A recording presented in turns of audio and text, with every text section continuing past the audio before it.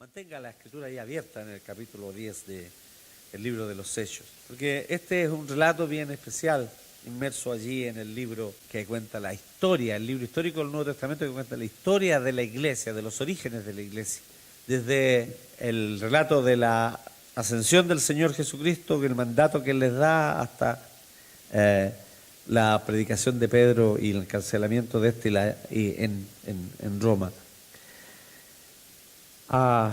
Este relato nos habla de un hombre, Cornelio, que era un centurión romano. El centurión era un oficial romano a cargo de 100 soldados, por eso se habla del centurión, y que era de una compañía conocida como la italiana, llamada la italiana. Una compañía se formaba por 6 grupos de 6 centuriones, y su gente formaban una compañía, y una legión que era mucho mayor que eso, correspondía a 10 compañías, o sea, 6.000 hombres era una legión en el ejército romano. Este hombre era uno de aquellos que tenía a cargo un grupo de 100 soldados bajo su mando. Y nos dice el texto que este hombre que vivía ahí en Cesarea era un oficial romano, pero temeroso de Dios. Seguramente abandonó sus prácticas paganas para seguir al Dios de Israel, aunque no se circuncidó porque no era considerado un judío, ni siquiera un prosélito, ¿no? Era un gentil. Dice que él oraba siempre y que sus oraciones fueron respondidas, y que siendo la hora novena, o sea, como a las 3 de la tarde, él estaba en oración y se le presenta una visión de un ángel del Señor que dice que es la respuesta a sus oraciones, y que él le dice que vaya a Jope a buscar a Pedro.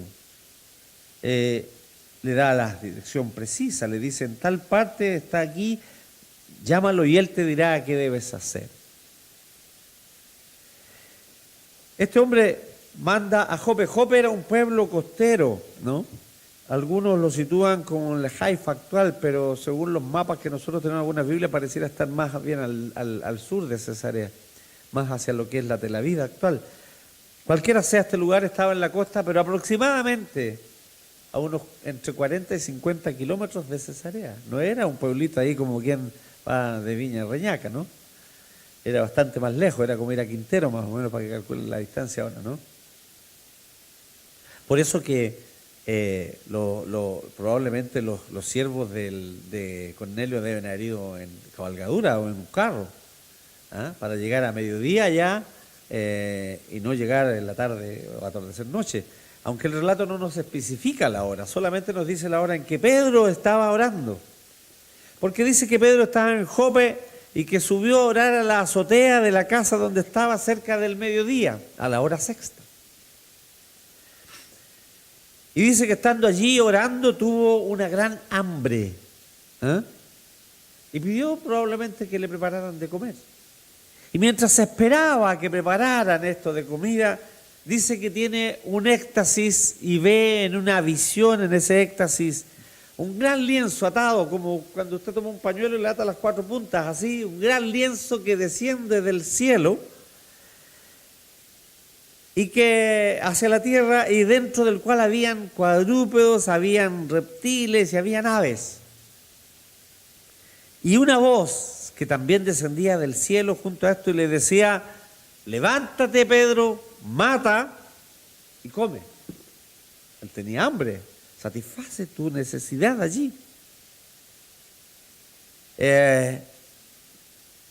Israel tenía ciertas restricciones específicas en su alimentación, y están escritas allí en las normas que dio Moisés y que dejó escrita: no comerás tal animal con pezuña hendida, animal sin pezuña, y con lo cual dejaban fuera, por ejemplo, los conejos, las liebres, y el cerdo, etcétera. Y eran considerados esos animales ceremonialmente impuros, y ellos no los podían comer.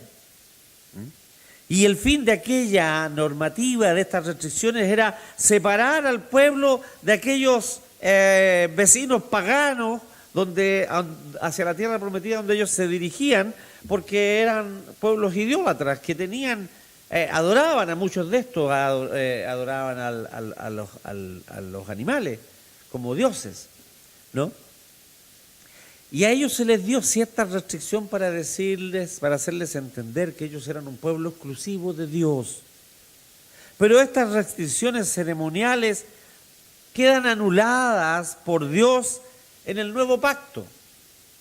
El nuevo pacto, después de la venida de Jesús y el establecimiento de su iglesia, anula estas restricciones ceremoniales de la comida.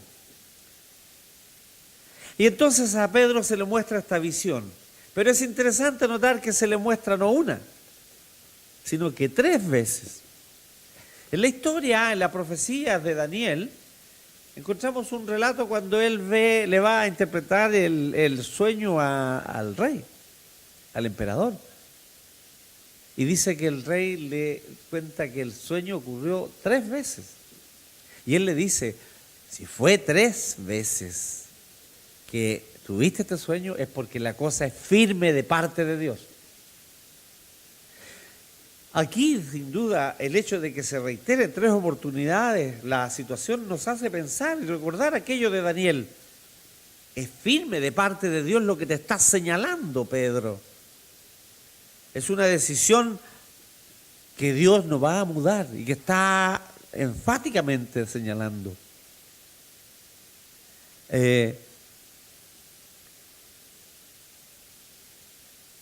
Dios le enseña a Pedro, por esta visión, que nada de lo que él limpió puede ser llamado o tenido por inmundo, por sucio.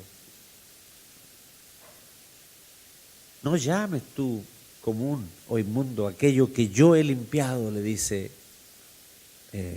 Dios a Pedro. En este instante de esta visión, coincidentemente el relato nos pone en el hecho de que llegan los enviados de Cornelio. Por eso decimos que la distancia probablemente la han recorrido en carruaje o a lo mejor en cabalgadura para llegar cerca del mediodía. Ellos no viajaban de noche. Los caminos de la época no tenían iluminación como los nuestros. Eran caminos pedregosos, eran caminos de tierra probablemente, tal vez anfractuosos, con riesgo en el camino si se hacían de noche.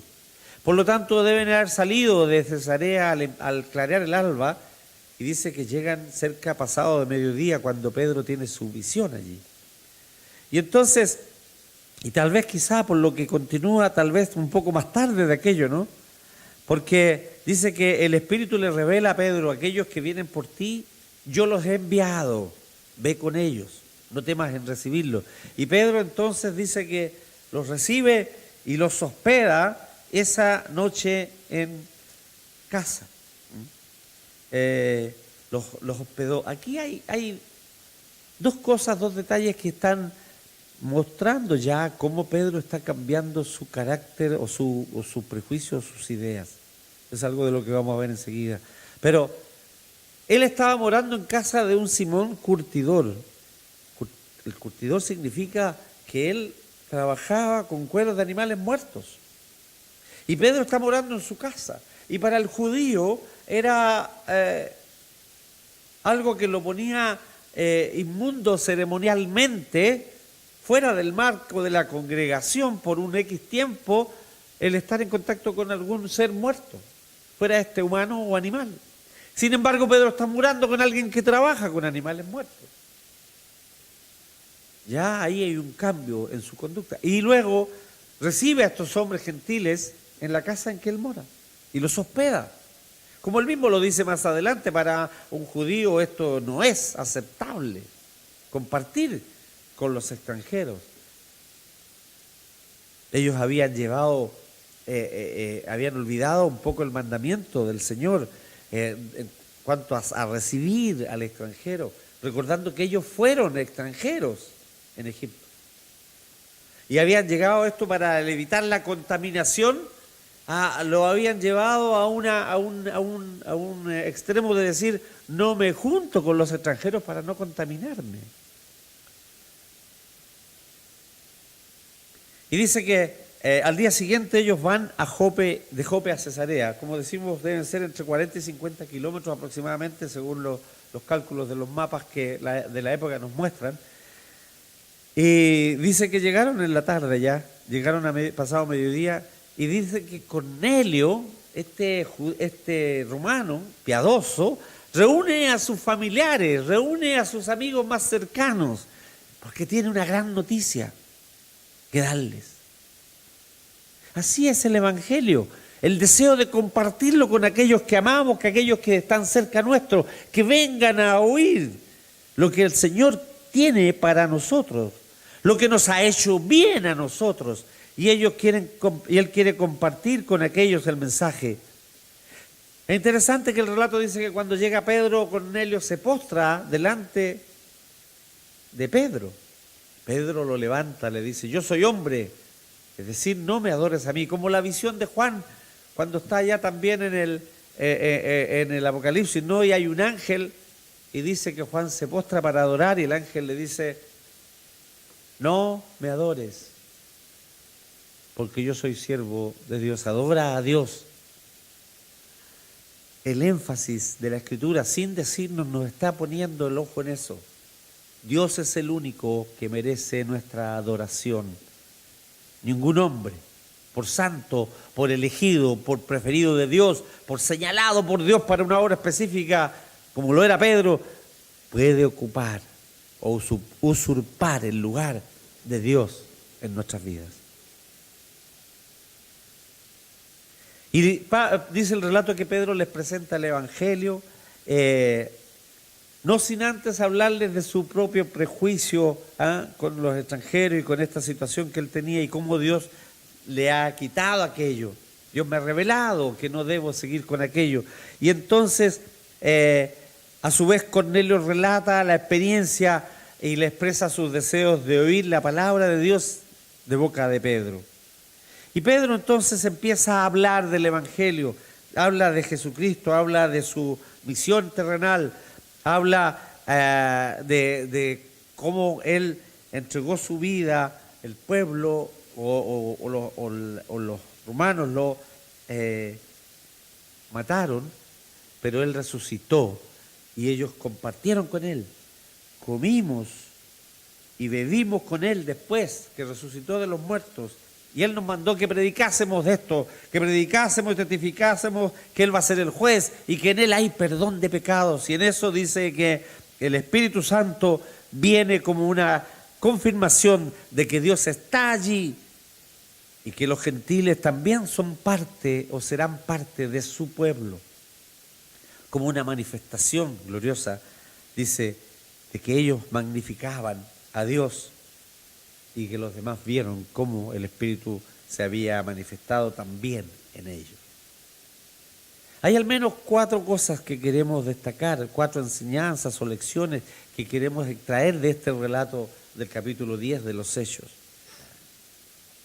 En primer lugar, el que los prejuicios evitan el progreso del Evangelio, el avance de la obra del Señor y del reino de los cielos. El prejuicio o los prejuicios limitan el progreso del Evangelio. Y puse mal una letra. Limitan el progreso del Evangelio. El Señor ha derramado el Espíritu Santo entre sus discípulos allí en Jerusalén y ellos deben ir y cumplir el mandato de ser testigos hasta el fin del mundo. Me seréis testigos en Jerusalén, en toda Judea, en Samaria y hasta lo último de la tierra. Pero esto de ser testigos hasta lo último de la tierra no se puede cumplir por el prejuicio que aún persiste entre los discípulos, judíos todos ellos. La salvación para los judíos. Y si queda algo, debían hacerse judíos previamente para recibirlo. Ese era el concepto que muchos de ellos tenían. A pesar de que el Señor Jesucristo les había ya dicho cosas. Pedro entonces recibe una visión y una misión que lo convence de vencer sus prejuicios. Tuvo que tener esta visión celestial. Tal como escuchábamos el relato de la conversión de Saulo el domingo pasado, ¿no? Tuvo que tener ese encuentro especial, casi violento, esta aparición del Señor ahí, que a mediodía una luz fulgurante del cielo que opacó al sol, dice, que le derriba de su caballo y lo deja ciego. Y le hace recibir el llamado especial de Dios: testigo me será este ante los gentiles. Y ¿cuántas veces nosotros mismos somos o estamos prejuiciados y limitamos la extensión del Evangelio por esos prejuicios? Podemos tener prejuicios de distintas formas. Podemos tener prejuicios raciales. En estos tiempos aquí en Chile se está produciendo una llegada masiva de migrantes extranjeros que además llegan a las iglesias como nunca antes. Algunos hablan distinto, pero algunos tienen color distinto. Y eso a veces también genera o despierta en nosotros muchos de nuestros prejuicios raciales. Hay nuestros prejuicios pueden ser de condiciones sociales. Santiago, la epístola que estudiábamos allá en el retiro en el Tabo, en su epístola denuncia aquello. Dice él, si llega un hombre pobre, andrajoso, un mendicante, tendemos a rechazarlo, a arrinconarlo. Quédate por aquí escondidito. ¿Ya? Pero si llega un hombre bien vestido, rico, perfumado, que destacan sus joyas y sus trajes, etcétera, lo buscamos en lugar de privilegio. Lo acogemos. Eso ciertamente está marcado por nuestro prejuicio. Pero hay aún otros prejuicios que pueden interferir o limitar nuestro trabajo en la extensión del Evangelio. El prejuicio por la forma de vestir. Este que viste así, que tiene los pantalones rotos, que usa pantalones cortos, que usa polera sin manga, qué sé yo. O los que tienen tatuajes, o usan aritos en las orejas, o el corte de pelo determinado, o por la profesión.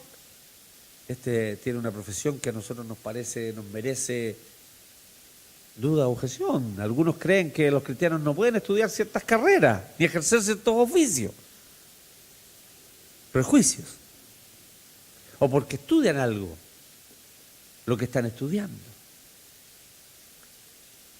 Podemos tener prejuicios múltiples que pueden limitar la extensión del reino de Dios y del Evangelio.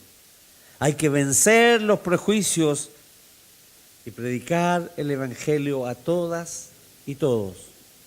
A veces tenemos que tragarnos nuestras palabras, nuestras ideas. Y a veces nos cuesta, el orgullo nos impide muchas veces aquello. La segunda cosa que extraemos del texto es que el Señor santifica aquello que para los hombres pareciera imposible o incambiable, inmodificable.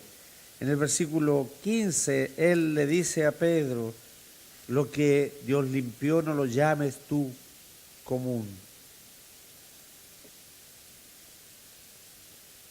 El lienzo que desciende en la visión de Pedro 3 veces tiene especies que eran consideradas inmundas por los judíos. Cuando el Señor Jesucristo está con sus discípulos, también Él les hace una enseñanza que los discípulos entienden en cuanto hacia dónde apunta. Dice en el capítulo 7 de Marcos, él lo expresa de esta manera, dice, vosotros estáis sin entendimiento también, ¿no entendéis que todo lo de fuera que entra en el hombre no lo puede contaminar? Porque no entra en su corazón, sino en el vientre y sale a la letrina. Esto decía, haciendo limpios todos los alimentos. El autor del Evangelio está interpretando lo que el Señor estaba diciendo.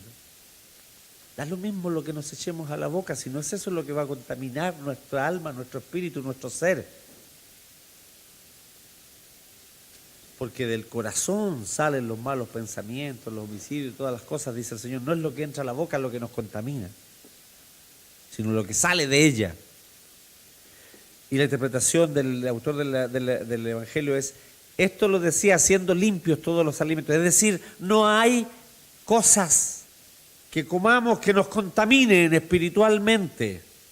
Eso era algo que tenía que ver con la distinción del pueblo de Israel de los pueblos paganos en la época de la conquista, pero en este nuevo pacto, con el Señor Jesucristo presente, eso ya no es válido.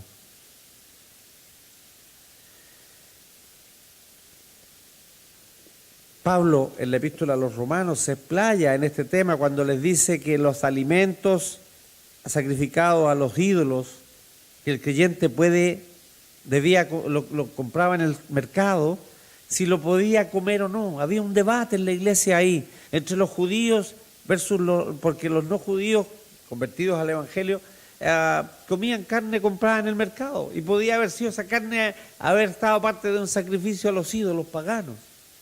Y entonces algunos entendían que no debía comerse. Pablo dice que el que es fuerte en la fe, que no está lleno de estos prejuicios, está liberado de comer lo que él quiera comer. Si lo hace con acción de gracias, como lo expresa en otra epístola, todo es bueno. Si se hace con acción de gracias a Dios, como algo proveniente de Dios, lo que Dios ha limpiado, ¿por qué yo tengo que hacerlo o considerarlo inmundo?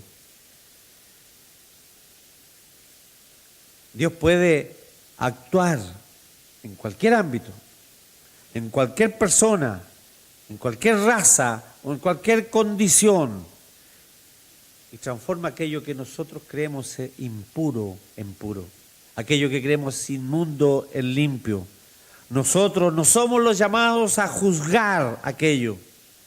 Dios puede llamar a un Saulo, perseguidor de la iglesia, y convertirlo en un gran predicador y propulsor de la fe cristiana. Dios usó a reyes paganos, llamándolos en la antigüedad como sus siervos, para liberar a su pueblo.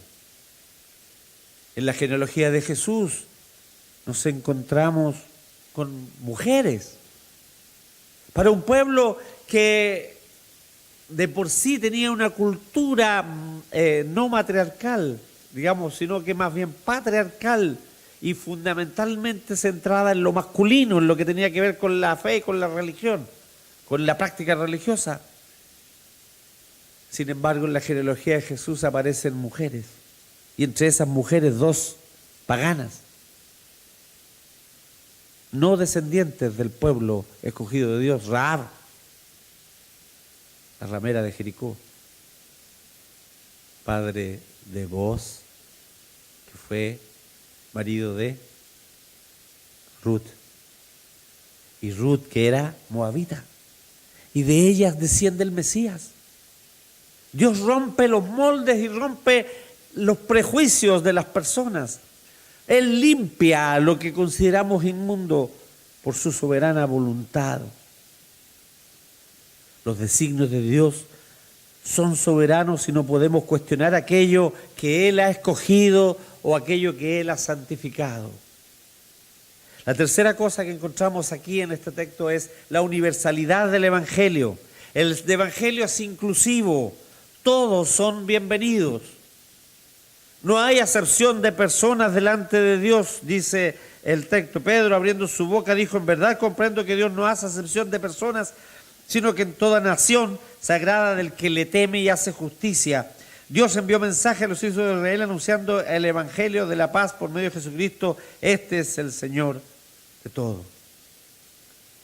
Pedro comprende que el alcance del evangelio va mucho más allá de Judea, que va más allá del pueblo de Israel, que lo que Jesús mandó hacer discípulos implica que el evangelio va a todo el mundo y a todos en el mundo. El evangelio debe predicarse a toda nación, a todo pueblo, en todo territorio, porque su mensaje de buena nueva, de salvación, es para todo hombre, para el rico y para el pobre, para el educado y para el ignorante, para el connacional o el inmigrante extranjero, para el viejo y para el niño, para el hombre y para la mujer. La reconciliación de judíos y gentiles hecha por Cristo en la cruz, según lo interpreta y lo expresa el apóstol Pablo en su epístola a los Colosenses, dice que mata allí en la cruz las enemistades. Significa que el evangelio ahora debe alcanzar a todos. No es algo propio de una nación, de la nación del pueblo escogido de Dios. Pablo dice en una de sus epístolas: a judíos y no judíos, a griegos y no griegos, soy deudor y por lo tanto debo expresarles, debo predicarles el evangelio a todos. El evangelio es para todo el mundo.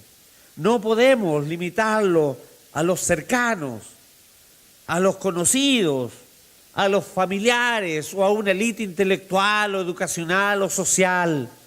El mandato del Señor es inclusivo para todos aquellos pecadores que crean en Jesucristo el Señor como su Salvador. En cuarto lugar, tenemos que el Señor cambia los paradigmas del hombre para cumplir sus propósitos. En el versículo 44 y 46 dice: mientras aún hablaba Pedro estas palabras, el Espíritu Santo cayó sobre todos los que oían el discurso. Y los fieles de la circuncisión que habían venido con Pedro se quedaron atónitos de que también sobre los gentiles se derramase el don del Espíritu Santo, porque los oían que hablaban en lenguas y que magnificaban a Dios. Mientras Pedro desarrolla su sermón, llegando al punto culminante cuando les dice que hay que creer en Jesucristo el Señor para perdón de los pecados, mientras les presenta el Evangelio de salvación en Cristo el Señor, el perdón de los pecados en Cristo, el Espíritu Santo descendió sobre todos los que estaban allí reunidos. Los creyentes judíos, aquellos que vinieron desde Jope con Pedro, dice que se quedaron atónitos, perplejos, sorprendidos, pues ven con sus propios ojos que sobre los gentiles se ha derramado el Espíritu Santo. Lo que ellos pensaban era que solo les pasaría o les tocaba a ellos. Dios confirma su presencia entre los gentiles y les da la misma señal que le dio a los discípulos en Jerusalén, la misma legitimidad frente al pueblo cuando decían: no son galileos estos que están hablando, ¿y cómo les oímos en nuestras propias lenguas hablar las maravillas de Dios? Hablan en lenguas glorificando a Dios, un lenguaje inteligible, entendible, glorificaban, magnificaban a Dios. Y entonces son bautizados y contados entre los cristianos. Pero en el versículo 11, capítulo 3, versículo 3 del 11 nos dice: cuando vuelven Pedro, oyeron a Jerusalén, dice: ¿por qué has entrado en casa de hombres incircuncisos y has comido con ellos? Ahí nos damos cuenta que los conceptos prejuiciosos que tenían algunos creyentes y cómo después el Señor, del relato de Pedro, cambia su opinión en el versículo 18 dice, entonces estas cosas callaron y glorificaron a Dios, diciendo, de manera que también a los gentiles ha dado Dios arrepentimiento para vida. Ellos no se pusieron en una oposición pertinaz contra lo que Pedro decía, sino que creyeron a sus palabras y encontraron la forma de entender que Dios era el que se estaba manifestando más allá del pueblo escogido de los judíos. De manera que también a los gentiles Dios ha dado arrepentimiento para la vida. El Señor cambia nuestros prejuicios, nuestros modelos, nuestros paradigmas, nuestros preconceptos, y nos hace comprender, a veces muy a nuestro pesar, que Él es quien decide, que Él es quien elige, que Él es quien llama y que Él es quien salva, a quien quiere y dónde quiere y cuándo quiere. No somos nosotros los llamados a tomar esa decisión. A nosotros nos corresponde pregonar el Evangelio, predicar el Evangelio de salvación a todo hombre, a toda mujer, a todo niño, a todo viejo, a todo quien esté cerca nuestro. Este relato de Pedro y Cornelio nos muestra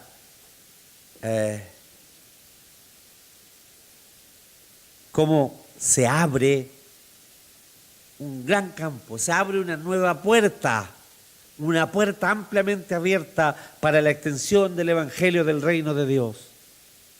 Para cumplir con aquel mandato del Señor, id y predicar el Evangelio, id y hacer discípulos a todas las naciones.